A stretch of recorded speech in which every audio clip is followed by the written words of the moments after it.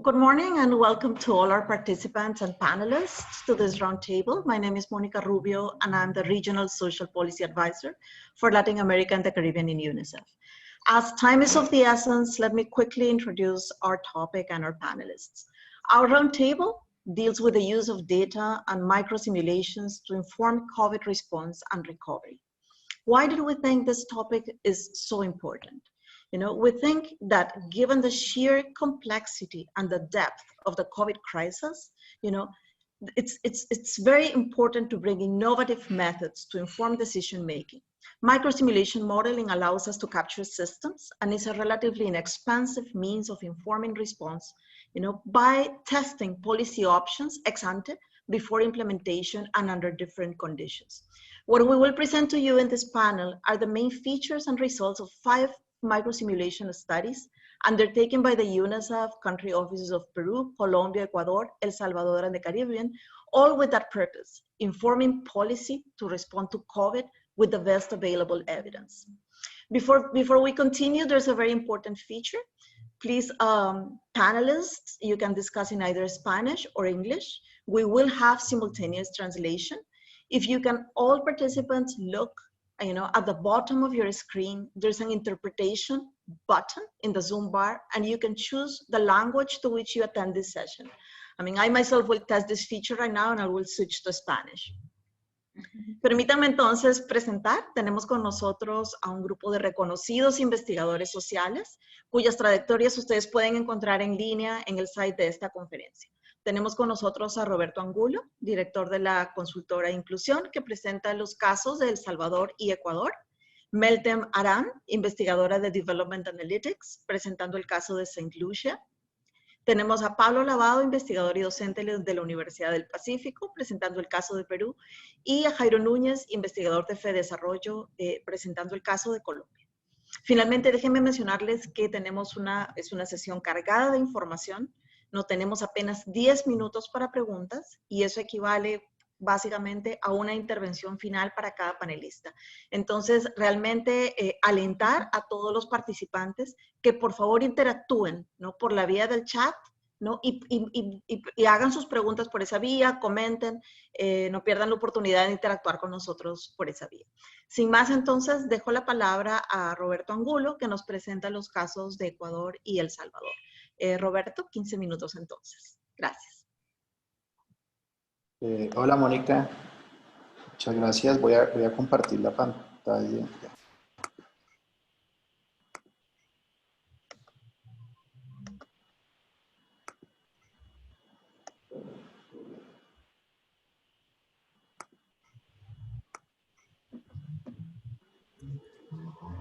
Bueno, muy buenos días a todos. Yo les voy a presentar, como decía Mónica, las microsimulaciones para medir el efecto del choque COVID en pobreza, clases sociales y desigualdad para los países de El Salvador y el Ecuador.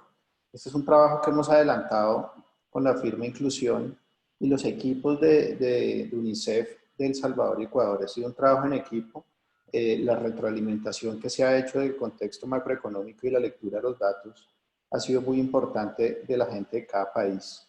Yo quiero arrancar rápidamente con esta idea un poquito motivacional. Estas son 2 fotos tomadas en Bogotá en plena pandemia. Arranca la pandemia, arrancan los confinamientos estrictos y la ciudad y la nación empiezan a transferir recursos de forma muy rápida, pero vamos viendo cómo la gente empezó a implementar esta metodología que se llama el trapo rojo, esta reacción casi espontánea, que se fue volviendo como uniforme, tanto en hogares pobres como en hogares vulnerables. Hay un edificio, hay barrio pobre, muy pobre, pobre extremo en la foto de la izquierda, y un edificio vulnerable, vivienda de interés social, también tiene trapos rojos. Entonces, ¿qué pasaba?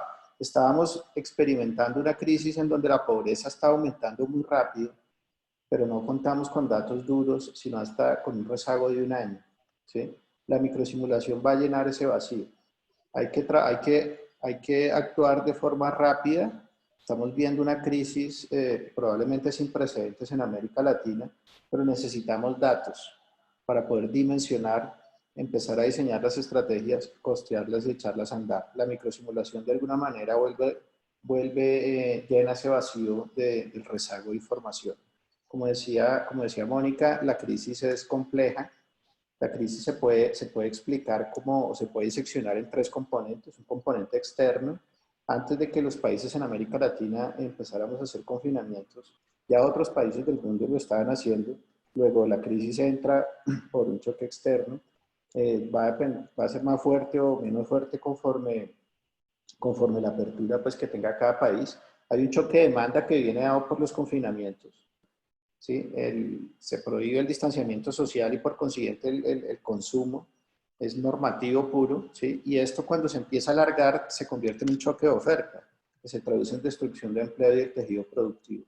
Todo esto se conjuga en el choque COVID y todo esto va a ser observable para nosotros en los indicadores de mercado laboral que son intranuales, en los indicadores del PIB intranual, pero no en los de pobreza, porque los indicadores duros de pobreza, como ya lo decía, por lo general tienen un año de rezago. Entonces la microsimulación que va a hacer, una metodología que se va a basar en hacer una lectura razonable de ese choque, de esa crisis en cada país, que va a utilizar los datos observables, los datos duros observables intranuales con que cuente, y va a simular ese choque sobre las encuestas de hogares a nivel de microdatos, tanto la función de ingresos, en el caso de pobreza monetaria, como una de privaciones multidimensionales en el caso de privación multidimensional. Nosotros en estos estudios hicimos efectos en pobreza monetaria multidimensional y por clases sociales según metodología de ingresos. Yo voy a empezar a mostrar los datos de El Salvador y Ecuador. Para ambos países hicimos todos los ejercicios, pero por efectos de tiempo voy a mostrar distintos ejercicios de cada país para que tengamos un espectro completo de la metodología que utilizamos. Si miramos, por ejemplo, los datos de El Salvador, vemos que los impactos observados en pobreza monetaria son de 12 puntos porcentuales, pasa de 25 a 37. En pobreza monetaria extrema pasaría el efecto del observado al choque con medidas de 8% a 19, 11 puntos porcentuales, la pobreza multidimensional de 28 a 31, 3 puntos porcentuales, y el coeficiente de Gini de 0.39 a 0.44. En el caso de El Salvador escogimos esta gráfica, se llama la gráfica Pence-Parade. Noten una cosa y es que estamos trabajando con toda la función de distribución. Esta gráfica de alguna forma refleja toda la función de bienestar de El Salvador. La gráfica azul, la línea azul es la observada, el bienestar observado antes de la pandemia, antes del choque COVID. En el eje horizontal tenemos la proporción acumulada de población y en el eje vertical el ingreso per cápita. Cada punto sobre la curva me está reflejando cuánta población acumulada hay con al menos ese nivel de ingreso. Como ustedes pueden ver, la línea punteada es el choque, ¿sí? Con medidas de política y la línea más oscura es sin medidas de política, o sea, un escenario trágico. Ambas curvas están totalmente a la derecha del azul. Eso quiere decir en la lectura de la Pence-Parade que el bienestar empeora en toda la población. En toda la población empeora el bienestar por efecto del choque COVID, si no las curvas se cruzaran. Pero cuando analizamos cada tramo de la curva por aparte, vemos que afecta negativamente, más que proporcional, el bienestar de los más pobres y vulnerables. Si construimos las clases sociales según los rangos del Banco Mundial, vamos a ver que el efecto COVID genera una recomposición de las clases sociales. La pobreza total aumenta 11 puntos porcentuales, pasa de 25 a 36, la vulnerabilidad cae 5.2 puntos porcentuales, de 46 a 41, y la clase media se reduce 5.8 puntos porcentuales. Proporcionalmente es mayor el impacto sobre la clase media. La clase media pasa a engrosar la clase vulnerable y esto, digamos, genera un tránsito hacia la pobreza, en particular hacia la pobreza extrema. Este impacto nosotros lo podemos descomponer por zona urbana y zona rural. Aquí podemos ver, por ejemplo, cómo se hace movimiento de aumento de pobreza en ambas zonas. En el caso de la zona urbana de 15 a 27 aumenta la pobreza total. En la zona rural de 40 a 49, y los vulnerables y la clase media empieza a reducirse. Entonces hay una ventaja, digamos, hay una cosa interesante en este ejercicio y es que al trabajar con toda la función de distribución, podemos ver no solo el impacto en pobreza, sino también en vulnerabilidad y clase media. Esto va a ser muy importante para las conclusiones, porque los sistemas de protección social no solamente se fijan en la población pobre, Es muy importante, obviamente, el componente de la población pobre, pero acuérdense que la capacidad del componente contributivo también va a estar determinada por el tamaño de la clase media y la población con capacidad de pago. Otro indicador que calculamos para El Salvador es años perdidos en la lucha contra la pobreza de los hogares con niños. Esta se llama la curva de salida de pobreza, que es basada en el índice de Watts. Lo que me dice la curva, en el eje horizontal tenemos distintas tasas de crecimiento medio del ingreso de los pobres, y en el eje vertical tenemos el número de años que se tardaría ese país, dado el supuesto de abajo, para llevar la pobreza a cero. Si suponemos una tasa de crecimiento del ingreso de los hogares pobres con niños de 1.7 sostenido, ¿sí?, que no se ha observado, digamos, en la historia reciente de El Salvador, es un supuesto de por sí exigente. Antes del choque COVID se demoraría 8 años en erradicar la pobreza. Después del choque COVID, en un escenario trágico, se demoraría 33 años. Y con las medidas de política se podría llevar a 20. ¿Sí? La diferencia entre esos dos, entre el escenario trágico y el de políticas, es lo que le está aportando las políticas a los años perdidos en la lucha contra la pobreza en los hogares con niños. ¿Sí? En este caso estaría aportando a las políticas 13 puntos, 13 años perdidos de lucha contra la pobreza. Miremos, por ejemplo, los resultados de Ecuador. ¿Sí? Ahorita voy a redondear qué hicimos con estos resultados, pero quiero pasar a Ecuador porque también quiero mostrarles otros ejercicios. En el caso de pobreza monetaria vamos a ver unos impactos del orden de 11 puntos porcentuales, muy similar a lo que vemos en El Salvador. Pobreza monetaria extrema, 8 puntos porcentuales.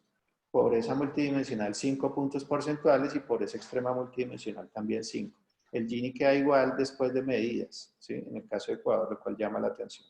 Tenemos una recomposición de las clases sociales en el mismo sentido de El Salvador.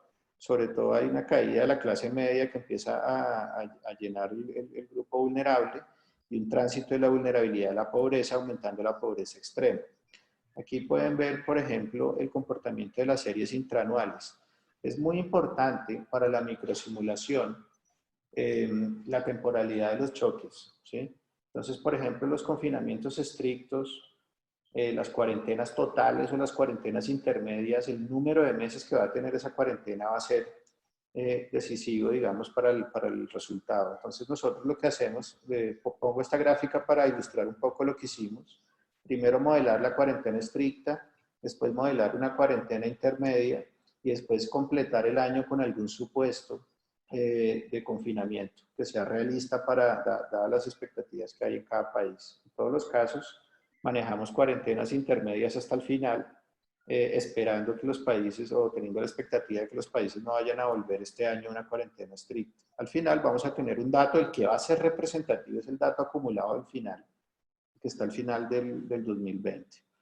Otro ejercicio que hicimos es por ejemplo, las curvas TIP de Jenkins y Lambert. La voy a explicar muy rápido. Esta curva TIP es muy útil porque gráficamente nos permite ver el impacto de un choque sobre la función de distribución del bienestar o del ingreso.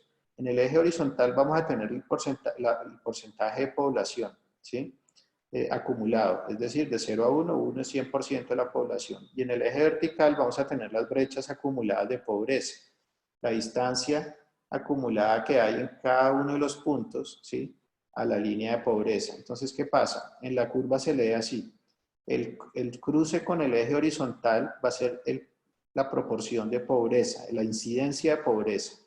Entonces, lo que vamos a ver reflejado en el eje horizontal va a ser el porcentaje de población pobre. Y lo que vamos a ver, la altura de la curva, va a ser la brecha de pobreza. La curvatura, la distancia de esta curva frente a la línea de 45, va a determinar la desigualdad al interior de los pobres. Cuando calculamos esto, al tener todas las funciones, la función de distribución completa para el caso de Ecuador, vemos cosas muy interesantes. Fíjense que hemos calculado, el observado es el azul, el que le sigue en gris tenue es el escenario de cuarentena estricta con medidas de política, y el escenario de arriba, el punteado oscuro, es un escenario trágico, ¿sí? Miren que, es decir, sin medidas de política. Entonces, fíjense que el peor escenario de los hogares sin niños, el escenario trágico de los hogares sin niños, ya de por sí es mejor que el escenario observado pre-COVID de los hogares con niños en el Ecuador, ¿sí? Ese es como un dato muy importante para entender el ensanchamiento de las brechas en el efecto COVID. Entonces, vamos a ver que el choque en los hogares con niños puede llevar la pobreza, en un escenario trágico la llevaría de 31 a 46, la pobreza de los hogares con niños. Con políticas se ubicaría en 42. En el caso de los hogares sin niños pasaría de 10 a 19 y con políticas se ubicaría en 18. ¿Sí? Entonces, esto nos da a nosotros una muestra de gráfica fíjense que esto ocurre tanto en la proporción de pobres como en la brecha de pobreza, como en la desigualdad al interior de los pobres. Las curvas de los hogares con niños cortan en el eje horizontal con más proporción de pobres, son más altas y todas las curvas están por encima de la recta de 45, es decir, la desigualdad entre pobres, en todos los atributos de los indicadores FGT.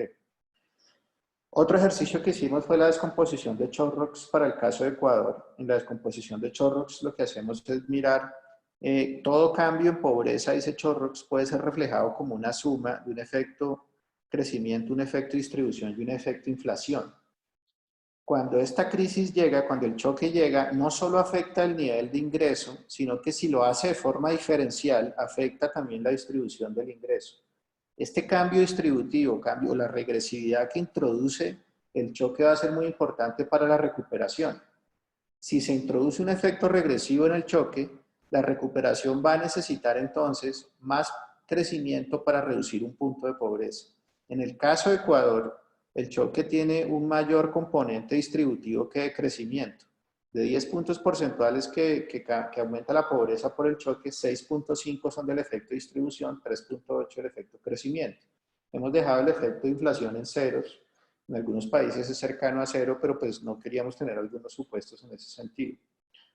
Después miramos la pobreza multidimensional. Aquí, digamos, aquí nosotros no solamente estamos haciendo unos supuestos sobre el mercado de trabajo, que el IPM también tiene, el índice de pobreza multidimensional tiene una dimensión de trabajo, sino que aquí podemos modelar nosotros otra decisión que es crucial en el confinamiento y es el cierre de colegios y jardines infantiles.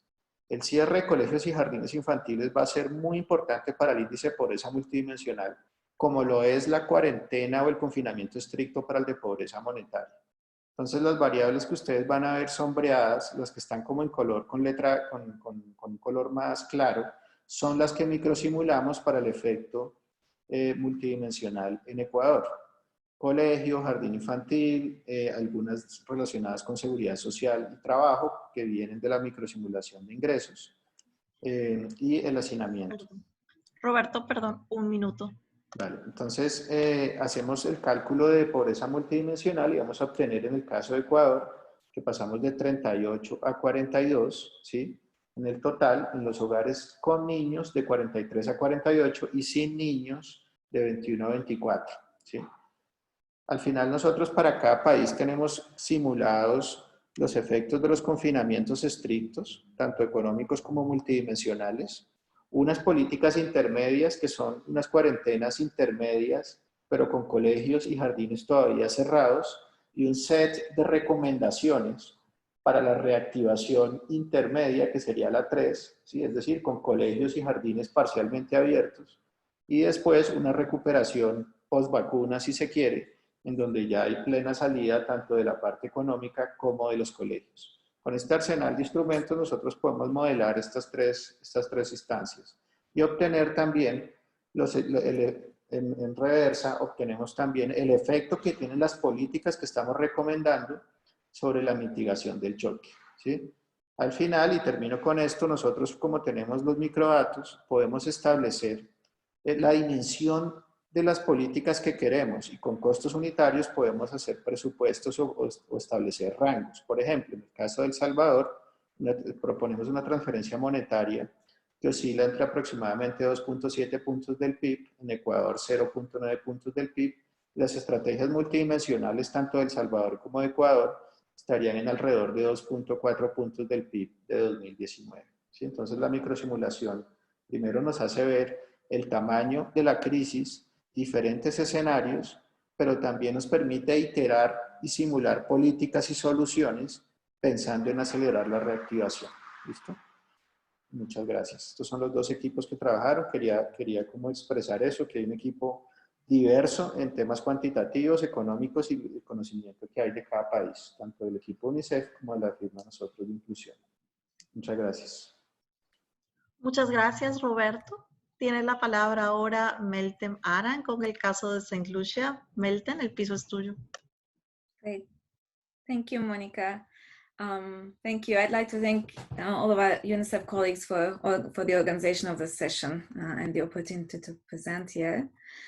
Since the beginning of the COVID crisis, I don't have a PowerPoint. I'm just going to talk through, but I have an interactive model that I'm going to sort of reflect on the screen that we can sort of play with at the end of my talk.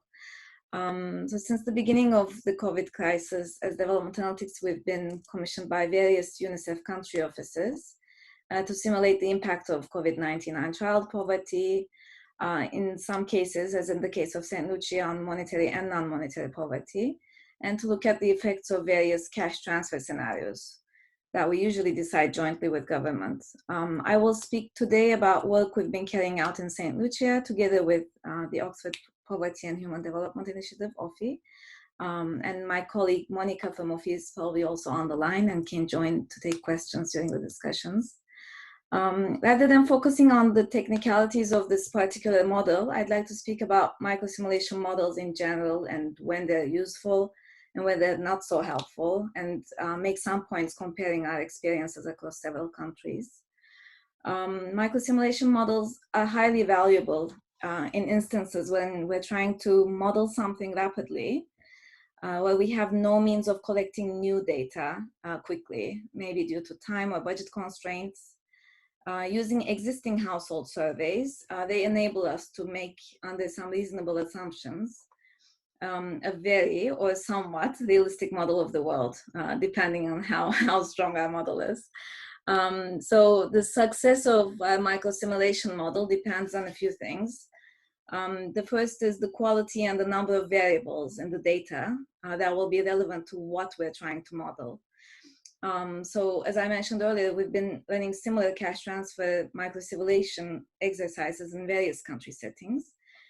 We have completed recently some work in Georgia and Turkey, where we're looking at mainly the labor demand impact of COVID-19 on household income and expenditures. We're looking at the transmission channel from the labor market, mainly, into the probability of employment, reduction in wages of those people in the household who are employed and report labor income, based on their sector of employment or status of employment in the case of Turkey, or in the case of Georgia, we're looking at their skills and sort of a job status and skills vulnerability. We try to model the vulnerability in the labor market and how likely the household labor income and through that expenditures are likely to get hurt. So this is all great, but the more data we have in terms of variables that are relevant to our model, the more precise a model we can build. So looking at more ways that households can be impacted and more transmission mechanisms. So in the case of St. Lucia, we were blessed to have a very extensive household survey, the Survey of Living Conditions and Household Budgetary Survey of 2016. The sample included close to 1,500 households, and the survey provides information on the income and expenditure of households, as well as employment, economic activity, but also, and quite relevant to COVID-19, the health status of individuals, including chronic illnesses and healthcare expenditures prior to the COVID shock, and whether they're covered by health insurance. So we were able to use this data to model not only the labor demand shock to the household, but we could also look at the labor supply shock and model it. So by this, we mean mainly referring to the individual becoming too sick to work, skipping work days, having reduced or no wages as a result. So mainly it's a health shock, the labor supply shock. We were also able to model the impact of the shock on health expenditures, so the impoverishing impact of having to spend more in terms of healthcare, using the chronic illness variables to predict the probability of having to use inpatient services during the COVID wave. Based on these inputs, we were able to model how large we think the transmission is through these channels on monetary poverty. And my colleagues at OFI have also looked at school attendance of children as well as food security indicators to expand our analysis to non-monetary poverty. And they can also say a few words about that at the end of my presentation. So the data in St. Lucia has been quite rich and instrumental in allowing us to look at both monetary and non-monetary dimensions of poverty, to look at different transmission mechanisms, even only for the assessment of monetary poverty. So this hasn't been the case in all of other countries we work in, where we've mainly been just focusing on the labor market transmission. The second thing that's important in how useful the model is how well our assumptions are defined. In the end, this is a model that's as good as the data and assumptions that go into it. So it's important to really take the time to think through the formulation of our methodology, the parameters that define our shock, and to the extent possible to try to base these parameters on real and citable figures. In St. Lucia, we had consultations on the model parameters, both within UNICEF, then with World Bank colleagues, government counterparts. From July to September this year, we had very wide consultations, both on the assumptions of the model, as well as the cash transfer scenarios to be simulated. In fact, the consultations are still going on, and hence we have not really been able to finalize the findings of the report yet, but we'll get there soon, I hope. And I want to say that these consultations are important for defining the model and making results more realistic for the microsimulation. So in a way, the consultation feeds the quality of our model, but also the microsimulation can be a way of extending the consultations further in terms of the policy debate. So rather than the model being an end in itself and a report product in a way that's static, it can actually be a dynamic way of engaging policymakers in a debate about policy inputs and outputs. So about this first point, I'd like to say that in the case of St. Lucia, in fact, I think the model we got, we defined it quite well, I think, and accurately in the end, to the extent that there was some original data collection, like a rapid survey looking at the impact of COVID. And our estimates on the labor demand shock and supply shock, the percentage of households that would be impacted by these almost exactly matched, very closely matched the original data collected. So, of course, we cannot, I mean, with a simulation, we can't replace actual data collection, but it can be a much cheaper way of, in a way, substituting for original data collection when it's not possible to do so. So for instance, the labor demand shock creates the largest impact, poverty impact in our case, going from 25% poverty in St. Lucia. It takes us up to 2.3 percentage points in the case of a mild shock, 5.9 percentage points in the case of a severe shock in terms of poverty. Whereas the labor supply shock we predicted would only create about a 0.5 percentage point increase in poverty. And the health expenditure shock would only create an additional 2.6 percentage, which is still quite large, point increase in poverty in the case of a severe shock. Of course, these are very sensitive to the assumptions we make in terms of who actually gets to be hospitalized, how much is paid for per night in inpatient care, etc. But the labor demand shock creates the largest impact on households in our sample, mainly because more households are impacted by the shock. So 78% of households in our data experience the labor demand shock, while only less than 2% experience the labor supply shock. And the preliminary results from the World Bank survey, which actually collects real-time data, indicates that 73% of the households reported a shock to their incomes due to a loss of job or reduced working hours, and only 2% of them reported being sick and hence being unable to work. So we're very close to what the reality is, although the data was collected 4 years ago and we're just making some assumptions on it. It's still possible to replicate what's actually might be happening if we have reasonable and tested assumptions. The third point. One more minute. Okay, so I want to show you just this policy tool we developed in St. Lucia, which I think, okay, let me just try to share my screen and hope I can manage this. Just 1 second, I'm sorry.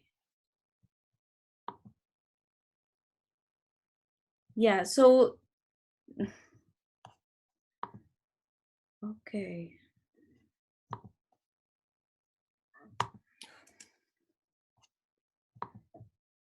Are you able to see my screen?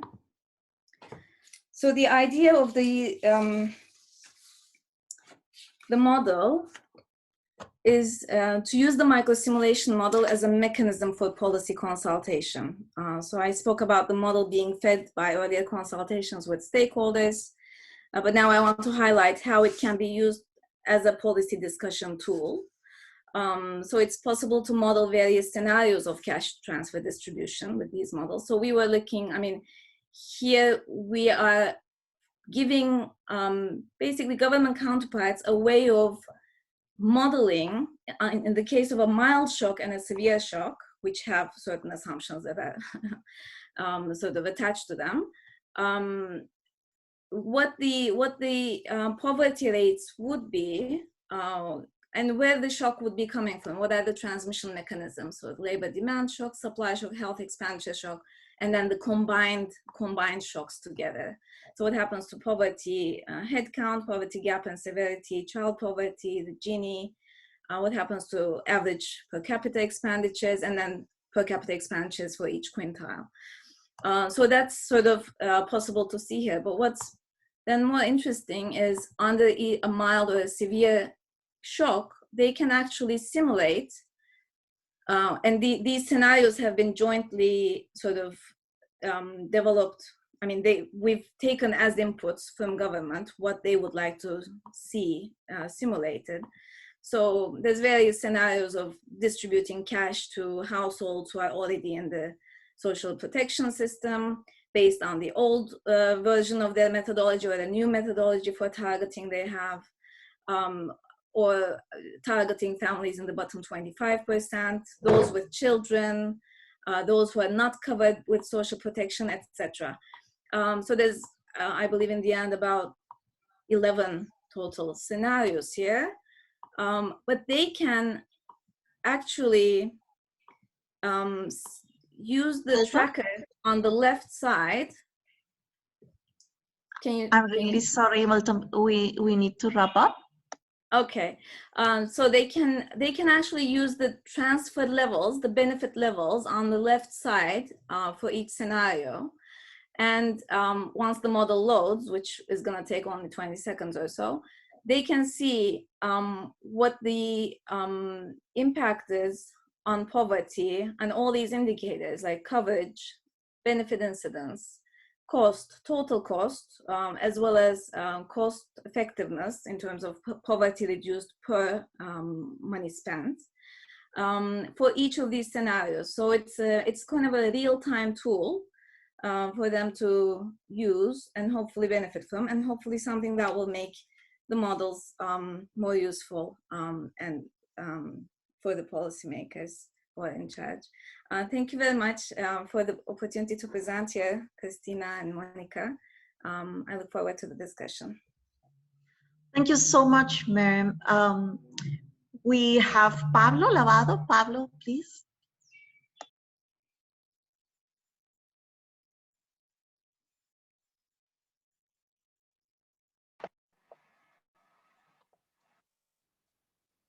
Ok. Muchas gracias, Mónica, por la invitación. Voy a presentar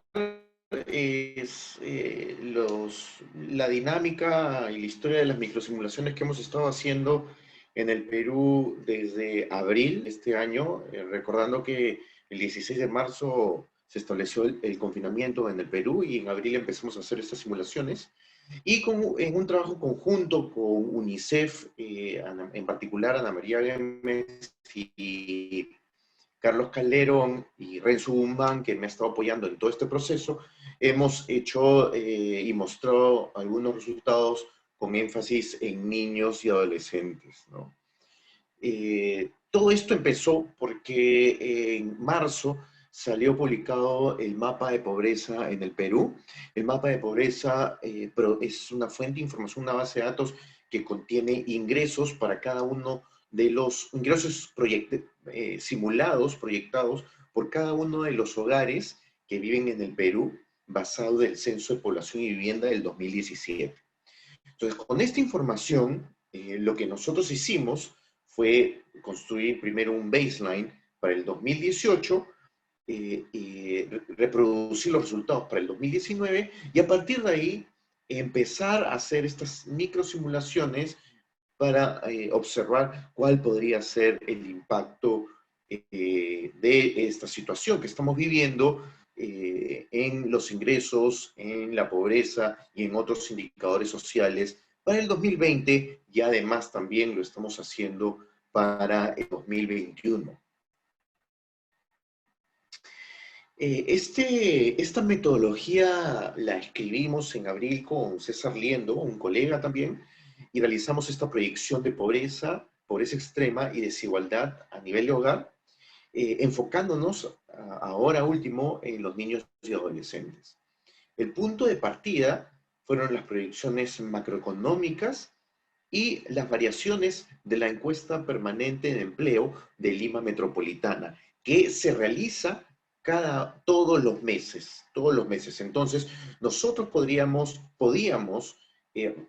utilizar datos observados para Lima Metropolitana, que es la capital del Perú, y de ahí combinarlos con dos fuentes de información adicionales. La primera es el indicador de electricidad, el indicador de demanda por electricidad, el cual se actualiza cada 30 minutos, es decir, podemos tener variación a nivel diario, a nivel semanal, a nivel mensual, y este indicador de demanda de electricidad tiene una electricidad muy cercana con la actividad económica y finalmente con los ingresos de la población. Y la segunda base de datos que utilizamos es el indicador de movilidad de Google, ya que solamente tenemos datos observados de empleo y de ingresos para Lima Metropolitana, que es la capital del país, extrapolamos estos ingresos a las demás regiones, normalizando la caída de la movilidad para Lima Metropolitana y en función a la movilidad relativa en otras regiones que en Lima, asumimos que los ingresos han caído más. En aquellas regiones en las que la movilidad ha caído menos que en Lima, asumimos que los ingresos han caído menos.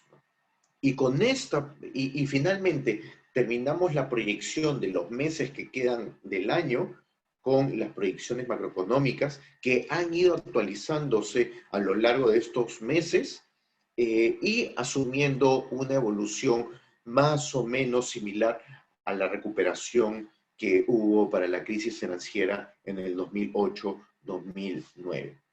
Con este modelo, con esta base de datos, con estas microsimulaciones, lo que obtuvimos en general es más o menos consistente. Las actualizaciones de este modelo se han mantenido consistentes desde marzo hasta julio-agosto. Lo que vemos es que había un aumento de la pobreza del 20% en el 2019 a entre 28 y 30% para el 2020. Esto es para todos los hogares y como decíamos, con énfasis en los niños y adolescentes, encontrábamos un aumento de 26.9% en el 2019 a casi 40% en el 2020. Esto significa casi retroceder 10 años en la historia de la pobreza en el Perú. La pobreza extrema es casi más que se duplica, se incrementaría para los niños de 4.2% en el 2019 a 9.5% en el 2020. Pero no nos hemos quedado ahí y lo que hemos hecho es extender la metodología para también estimar indicadores no solamente económicos asociados a la pobreza y a la desigualdad, sino también indicadores sociales, en particular en los sectores de educación y de salud. Para educación estamos calculando cómo afecta la caída de los ingresos en una mayor probabilidad de deserción utilizando datos administrativos del sistema educativo peruano y cómo caería el aprendizaje a partir de la correlación o elasticidad que tendrían esta caída de los ingresos en Perú y que se toman año a año.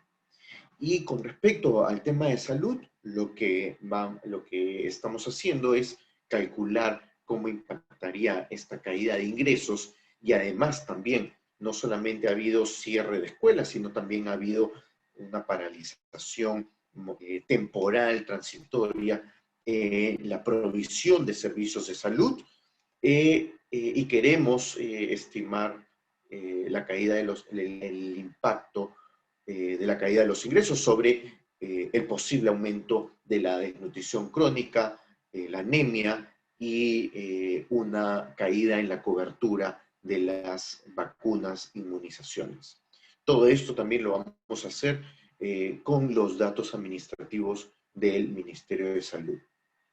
Esto es trabajo en progreso que estamos realizando, pero quiero terminar diciendo que todo esto que se ha estado trabajando sobre la base de microsimulaciones desde abril, hasta ahora, se ha estado utilizando y se ha estado apoyando al Ministerio de Economía y Finanzas, al Ministerio de Educación, para identificar, para caracterizar quiénes son aquellos hogares que van a estar más impactados por esta situación, por este shock, y cuál sería el efecto de proveerles a estos hogares una transferencia condicionada de dinero, cómo se mitiga la caída de los ingresos y por lo tanto el aumento de la pobreza, y además también con el Ministerio de Educación lo que hemos estado trabajando es ver cómo se mitigaría la deserción, la tasa de deserción que se estaría observando en el 2020, cómo se podría mitigar para el 2021. En general, es un momento en el que coincidió con la salida y con la publicación del mapa de pobreza, que les comenté al principio, pero que esto ha estado en línea y caminando con una mejora de los sistemas de información del sector público que han tenido como objetivo identificar a hogares en situación de pobreza, vulnerabilidad. Se ha avanzado mucho en el registro, se está avanzando mucho en la digitalización y en la construcción de una única base de datos del Perú que permita ser más efectivo en las transferencias o en las ayudas que se puedan ofrecer a través de apoyos inmediatos que no solamente tienen que ver con apoyo económico, sino también con empleo temporal, educación a distancia y la mitigación en la probabilidad de deserción y los servicios de salud. Y finalmente, estas microsimulaciones ayudan también para tener identificados distintos grupos poblacionales que permitirían focalizar, priorizar, fortalecer en general el sistema de protección social que debería estar enfocado en proteger a todos los hogares ante choques económicos, choques de salud, choques de desempleo y que al final de la historia este modelo que hemos construido y que se está construyendo y que se sigue perfeccionando, como lo decían nuestros colegas anteriores, podrían ayudar a simular, a proyectar efectos de otros programas que han mostrado ser efectivos en la lucha contra la reducción de la pobreza ya no solamente pensando en lo que va a pasar en el 2021, sino también pensando en la consecución de los objetivos de desarrollo sostenible para el 2030, en particular en el tema de pobreza.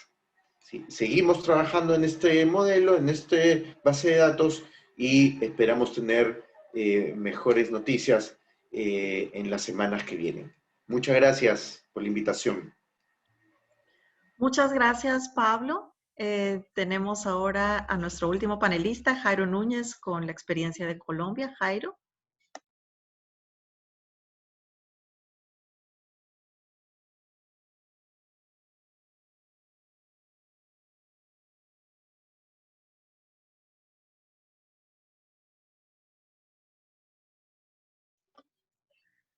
Jairo, Bien, ¿nos escucha? Eso. muy buenos días a todas las personas que nos acompañan.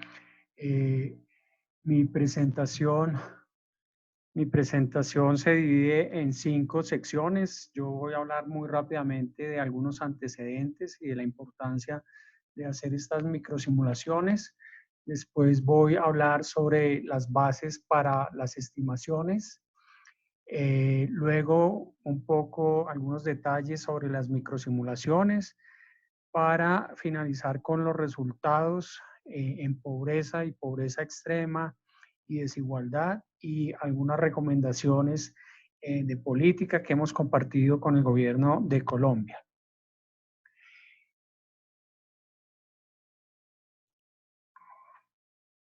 Bien, entonces lo primero que hay que mencionar es que en Colombia la pobreza y la desigualdad se mide como el promedio de los 12 meses observados en las encuestas de hogares. Por lo tanto, para nosotros en este momento es imposible calcular los efectos derivados de la pandemia sin un ejercicio de microsimulaciones. Por ejemplo, actualmente en Colombia las cifras oficiales que tenemos son las del 2018, de manera que tenemos un rezago de 2 años en las cifras de pobreza y de ahí la importancia de tener este tipo de ejercicios. ¿Qué hicimos nosotros o cuáles fueron las bases para las simulaciones? Digamos que los insumos principales provienen de los datos agregados que entrega la Oficina de Estadísticas de Colombia, específicamente en los datos agregados de la contracción de empleo por actividad económica a partir de las encuestas de hogares. Estas tienen un rezago de 1 mes. Y también la Oficina de Estadísticas, con un rezago de 1 mes y medio, entrega los microdatos de las encuestas, donde allí se mide el desempleo, y a partir de ahí, de ese microdato, calculamos la contracción en los ingresos y salarios por decil individual y por zona geográfica urbana rural, porque hay unas enormes diferencias entre lo que sucede en las zonas urbanas, que fueron obviamente mucho más golpeadas en Colombia y creo que en la mayor parte de los países, que lo que sucedió en el sector rural. Con esta información, con la información entonces de la contracción de empleo y de la contracción de los ingresos, nosotros lo que hacemos es una reestimación del ingreso per cápita de los hogares. Nosotros entonces tenemos, digamos, para los meses observados, tenemos la información que va entregando la Oficina de Estadísticas y posteriormente estimamos los impactos de la contracción del empleo y los ingresos observados en estos meses y proyectamos para el segundo semestre del año, es decir, julio-diciembre, como lo voy a presentar más adelante. De manera que para hacer Perdón, esto... creo que la interpretación tiene el micro abierto.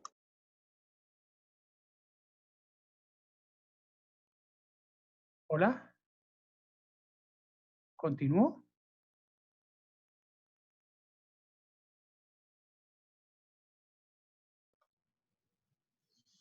Está bien, por favor, Jairo, continúa. Ok. Entonces, les estaba comentando que tenemos información, digamos, del primer semestre hasta junio de lo que sucedió con la contracción del empleo y los salarios y proyectamos escenarios para los meses restantes, es decir, para los meses de julio a diciembre. Esto, por supuesto, que requiere asumir supuestos sobre la velocidad de ajuste para el empleo y para los ingresos, que son las bases de las simulaciones.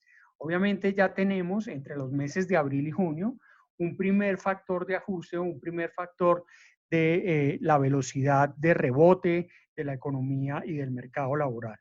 Entonces, con la información de todo el año, digamos el primer semestre observado y el segundo proyectado, se construye el ingreso per cápita de los hogares para todo el año, cambiando los estados laborales de acuerdo a las contracciones observadas en el primer semestre del año y también reduciendo el ingreso por decil y por zona geográfica.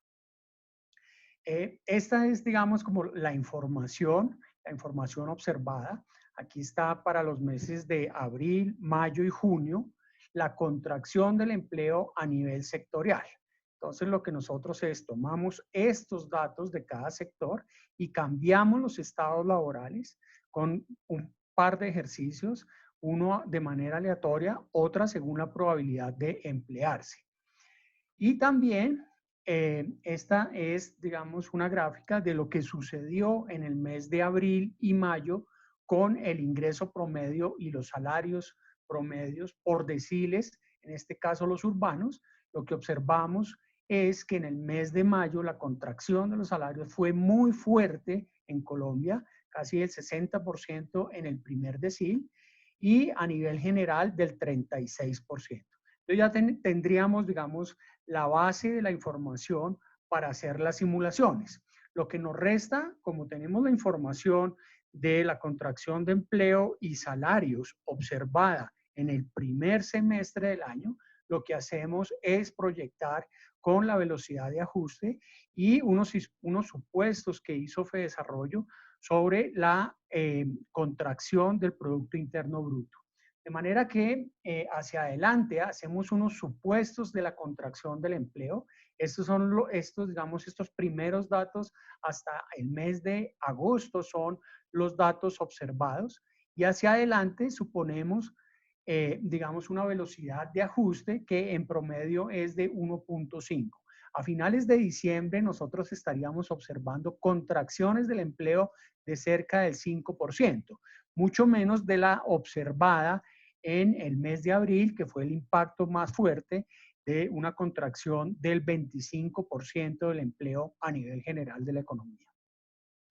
Ahora, las microsimulaciones, entonces, utilizando como línea de base la situación observada en el primer semestre y los supuestos que presentamos sobre la velocidad de ajuste, empezamos a simular la nueva situación de empleo e ingresos por persona para todos los meses del año y posteriormente reconstruimos el ingreso per cápita del hogar para poder estimar los efectos de cada una de las situaciones sobre la pobreza y sobre la desigualdad. Al final, lo que hacemos una vez reconstruimos el ingreso per cápita del hogar, contabilizamos todos los subsidios que desplegó el gobierno nacional para enfrentar la pandemia. Ahí está una descripción, no voy a tomar tiempo en esta explicación, pero están todos los programas, el número de meses que se van a girar durante este año, los montos y, digamos, el sistema de focalización que se utiliza. Aquí están los primeros resultados. Yo creo que en esta gráfica se resume todo lo que sucedió. La línea azul, esta es la distribución, esta es la función de distribución del ingreso con una distribución kernel, en donde tenemos, esta línea roja es la línea de pobreza, Entonces, todos los hogares a la izquierda están en el momento inicial, están en pobreza. Esta es la línea original con la cual basamos las simulaciones. Esta es la distribución del ingreso digamos, de los hogares no pobres. Y el efecto de la crisis es la línea que está más a la izquierda. Digamos, todos los hogares por debajo de esta línea fueron los que entraron en situación de pobreza. Y la línea, digamos, intermedia es el efecto neto entre la crisis y, digamos, todas las transferencias que hizo el gobierno nacional a los hogares para contrarrestar el efecto de la pobreza. Entonces, todos estos hogares sobre esta área, sobre esta nueva área, son los que entraron en pobreza. Acá tengo entonces los resultados generales. Digamos que la ventaja del ejercicio tal como lo hicimos es que podemos, a nivel individual, podemos saber cuál fue el efecto empleo y cuál fue el efecto ingresos y salarios. Y después sumamos los dos efectos, lo que yo llamo aquí P por Q, es el efecto de la crisis. Comenzamos con una situación en Colombia antes de la crisis con una pobreza del 27%. Luego, el efecto empleo, solamente la contracción de empleo, subiría la pobreza en 7 puntos. El efecto ingreso es mucho mayor que el efecto, digamos, de la contracción del empleo, y la pobreza sube casi 10 puntos porcentuales, y la suma de los dos efectos haría, digamos, subiría la pobreza en 16 puntos porcentuales. Ese es el efecto, digamos, de la crisis, 16 puntos porcentuales. Pero después el gobierno despliega, digamos, analizamos el efecto de cada uno de los programas que desplegó el gobierno, que son, digamos, en resumen, estos tres programas para enfrentar la crisis de manera individual. Entonces, estas son las transferencias no condicionadas, que, digamos, bajan o contrarrestan en 3 puntos porcentuales. Se hizo una compensación del impuesto al valor agregado, que llamamos en Colombia el IVA. Este casi no tiene efectos. Y después se hicieron unas transferencias no condicionadas que más o menos reducen la pobreza del nivel post-pandemia, digamos, 1.4 puntos porcentuales. El efecto neto de todos los programas es, digamos, reducir la pobreza del 43 al 38, casi 5 puntos porcentuales de los 16 proyectados inicialmente, de estos 16 iniciales. Entonces, en conclusión, la respuesta del gobierno amortiguaría el 30% del choque recibido por la pandemia. Y el efecto neto produciría 11 puntos porcentuales con respecto al nivel anterior de incremento, pasando, digamos, de 13 millones de personas a 19 millones de personas. Es decir, un incremento en el número de personas en condición de pobreza del 42%. Y estos son los resultados en pobreza extrema. Como se me está agotando el tiempo, pues voy a hablar simplemente de que el nivel antes era 7.4, el efecto de la pandemia duplica el nivel de pobreza extrema, pero amortigua, digamos, todos los programas que desplegó el gobierno, amortigua, la respuesta del gobierno amortiguaría el 60% del choque en pobreza extrema, mucho más que en pobreza total, gracias a una buena focalización que se hizo en estos programas.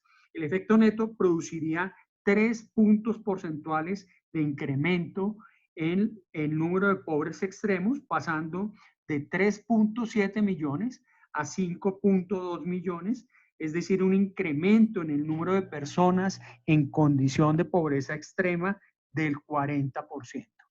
Conclusiones generales, pues las acabo de mencionar, el número de personas que aumentó y obviamente un llamado a la necesidad de hacer mayores esfuerzos en esta etapa de la pandemia para evitar el hambre y las consecuencias irreversibles, sobre todo en pobreza infantil, en los temas de desnutrición, en los temas de deserción y los temas de inseguridad.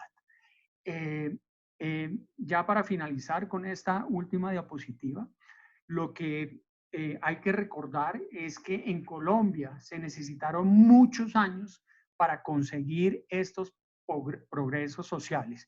Hace 20 años nosotros teníamos una tasa de pobreza del 50%, antes de la pandemia del 27% y ahora del 38%. Estaríamos, digamos, con estas proyecciones. Más o menos perdimos una década, o entre 11 y 12 años, perdimos en pobreza y pobreza extrema.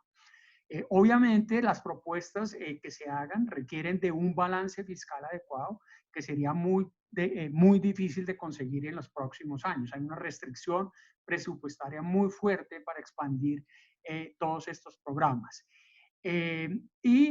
Nosotros hicimos un cálculo que nos dice cuál sería el monto que se debería transferir a las familias para que la pobreza volviera al nivel previo a la pandemia. Actualmente se están transfiriendo 160.000 pesos. Nosotros encontramos que el valor que se debería transferir a los hogares es de 330.000 para equilibrar, digamos, los niveles de pobreza. Con esto termino. Quiero simplemente decirles que tenemos una agenda muy amplia con UNICEF para seguir trabajando en estos escenarios y poder, digamos, hacer unas recomendaciones más específicas sobre el tema de la pobreza infantil. Muchas gracias. Muchas gracias a nuestros panelistas. Sabemos que es muy difícil resumir información tan valiosa en tan poco tiempo. Yo quisiera plantearles para cerrar, poder dar una última vuelta de intervención de apenas 1 minuto cada panelista, en que les pido por favor una reflexión muy breve sobre el uso de la microsimulación, el diálogo de políticas y los escenarios de políticas que ustedes ven para futuro en el tema del COVID. Roberto, asimismo, me parece que hay una pregunta específica para ti en el tema de determinación de población vulnerable en la parte de question and answers. Entonces, les dejo, de repente ahora podemos empezar más bien por Jairo mismo y vamos de atrás para adelante. Jairo, Pablo, Meltem y después Roberto. Mónica, si me dejas al final porque no he podido leer las preguntas. Todo bien. Entonces, Pablo. Sí, muchas gracias, Mónica. Yo creo que es súper útil que la región se esté enfocando en construir y cada vez perfeccionar estas herramientas de microsimulaciones que se están haciendo, porque el objetivo no es dar malas noticias. El objetivo de estos ejercicios es proveer herramientas para la toma de decisiones por parte de los distintos sectores del gobierno. Y yo creo que se ha conseguido mucho en ese sentido.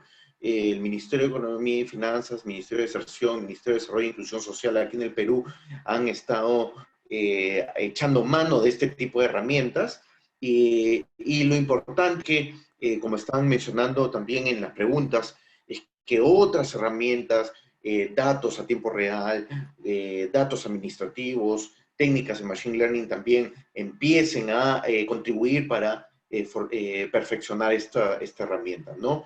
Yo creo que en el futuro esto va a ser súper útil, sobre todo alineado a la construcción de bases de datos de un país. Muchas gracias por la invitación. Gracias, Pablo. Meltem.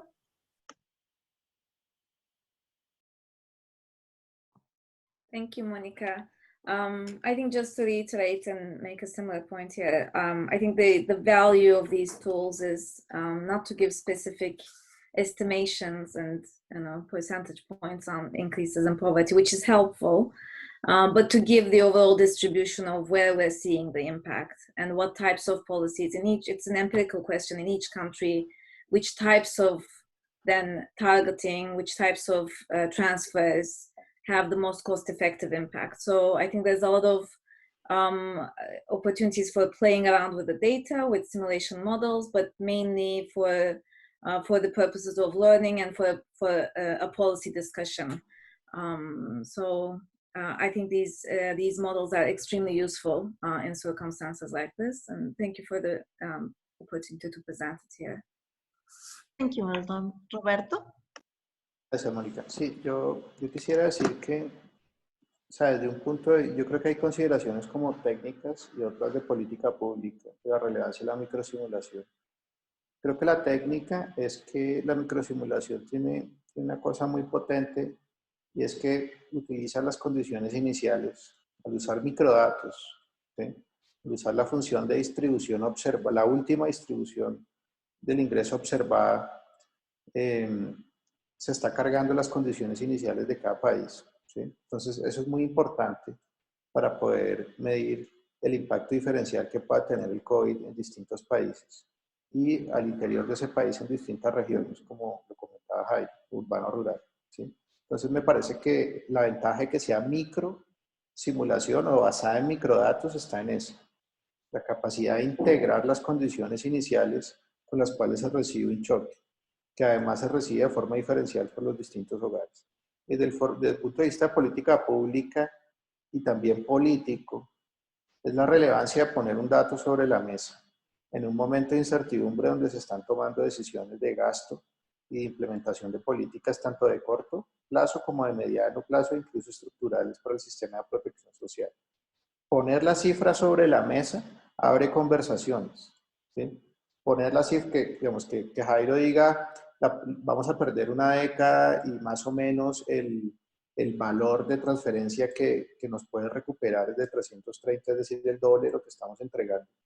Esos dos datos únicamente ya generan un diálogo. Ya genera un diálogo y empiezan a moverse las placas tectónicas de las decisiones de política pública, de presupuesto, las discusiones políticas también, si se quiere, en función de establecer una solución. Entonces me parece que son esas dos como los grandes puntos. Y hay una pregunta breve que me hacían, las otras dos las respondí ahí mismo. En clases sociales nosotros, pues no era el tema central de este estudio, usamos los umbrales del Banco Mundial de la metodología de Luis Felipe López Calva para definir vulnerabilidad, que son los hogares que tienen una alta probabilidad de caer en pobreza. Pues son los umbrales del Banco Mundial los que utilizamos para salir adelante con este tema. Aunque al haber sido con microdatos, pues aceptaría otras definiciones también. Muchas gracias, Roberto. Jairo. Bueno, primero pues agradecer a todos por esta invitación. Yo creo que hay diversos estudios que ponen en contexto lo que pueden hacer otros países de la región, otros países del mundo. Yo creo que estas cuatro visiones que de alguna manera convergen hacia modelos de microsimulaciones, cada uno tiene supuestos diferentes, pero rápidamente con lo que yo analicé, veo que los resultados son más o menos parecidos. Lo que estamos perdiendo, digamos, en la región son un poco más de 10 años. Lo que presentó Roberto, lo que presentó Pablo, lo que presentó Meltem, es que más o menos estamos perdiendo una década en tan solamente 5 o 6 meses. Es decir, que el impacto es muy fuerte y es muy interesante también lo que mostraron Roberto, por ejemplo, que también se pueden simular no solamente los niveles de pobreza, sino también los de pobreza multidimensional. Me gustó mucho los otros autores cómo utilizan otras metodologías para simular otro tipo de variables que en este momento yo creo que probablemente son las que más están siendo afectadas. Tengo enorme preocupación por lo que pueda estar sucediendo en desnutrición y en deserción escolar.